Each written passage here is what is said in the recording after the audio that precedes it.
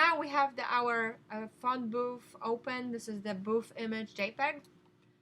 What we're going to do is we are going to use color range from select to select the range of red. Go ahead, go back to select range, and I'm going to tell again, I'm going to say it. We have the sample colors selected and then localized clusters. So that allows us to select the fuzziness with the, what it does, the fuzziness will pick up either less or more of the similar color values. So if you increase it, it's going to be more. If you decrease, it will be less.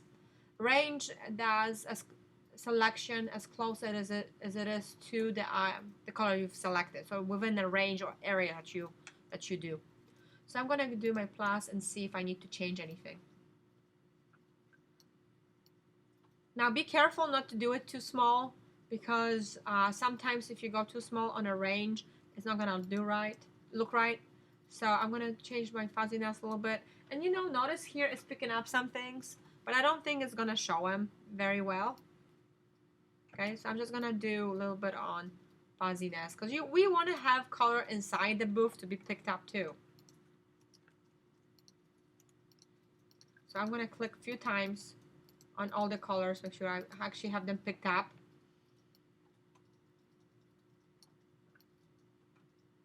Okay, I'm going to do OK on. Now, before we do OK, make sure you have invert, because what we're going to do this time is we want to show everything else that is not, so you can kind of see. If I need to remove something, you can use the minus and remove it from the color range option. Okay, so click the minus and remove, not everything, just major stuff, and invert it. That way, everything else except the selection is selected. And we did a little bit of cleaning up. Don't worry too much. We're gonna do other things with it. So you with me? Okay, at this point, so my measurements are 66 and 22. Then I just picked up my negative eyedropper option on your keyboard and clean up around it. Do OK. So now what we're gonna do, now go into your adjustment layers and select black and white. And you can see this does a better job, right, for our adjustment. You see that? So, and what we did, because it was selected, it did put it in a separate layer mask. So go ahead and manipulate the reds a little bit. And let me see. Just make the image, black and white image, a little bit better. Okay, now click on the bottom layer, so that kind of applies it to the bottom of your layers. So I'm going to do a little bit of red. I'm going to make the yellow stand out more, because right now they're really flat, so I moved that. The greens as well.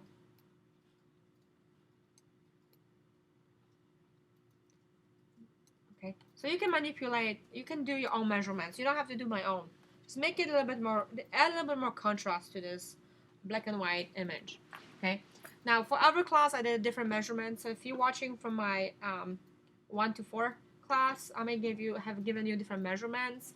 You can use those, or you can do other ones. So I just set up everything except blues is on the plus, so we have some contrast to this. Okay, so once you're done, then you can close the properties. And what we have to do now, if you're looking at the font booth, let's see if there's area that hasn't been picked up by the color, and go ahead, go to your brushes, and you can click the right bracket to increase the size. Now it probably is the last brush I used in my class, so I need to change it. So I'm gonna go and change my brush to yours. Which one? You probably have like a soft brush or something to use. I just want a regular brush. There it is. A regular, very soft. Okay. Now if you do, make sure it's black selected as your foreground, so black and white, and you're gonna paint on the red that is missing from the image. Because really what we're doing is not painting. We are masking, or black is masking, okay, to show, so we're masking this layer to show one underneath it. So go ahead, mask away, so you can do a good selection. If you go over, just switch to black and white. So look at the pieces of this and see whatever needs to be touched up as red, okay? have some things on top here that were not picked up. And you notice if I went over, I can undo as well. Just make sure it gets close so you can pick it up. My reds here are not as vibrant, so I'm just fixing that up. But I think it did pretty good job. When the color range did pretty good job. I may actually go inside of this booth, and the tile, it needs some color too. And the side seems like what mine did. I have to like retouch some of the yellows in it and the rails. Okay. So go ahead, paint that away.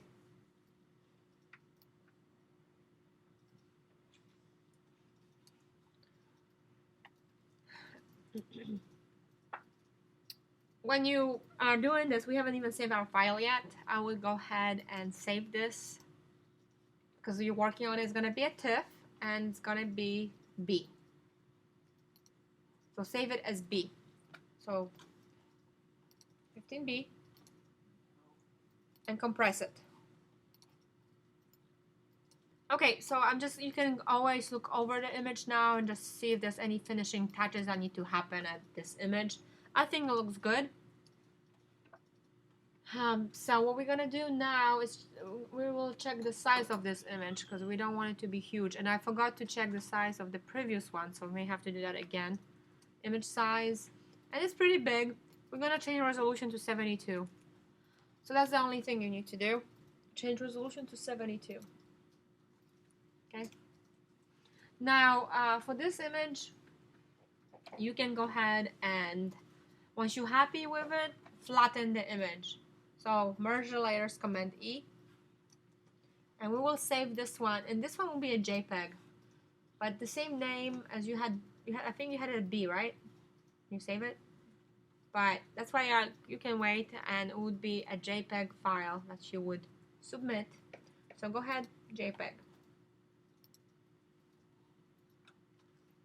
and save it.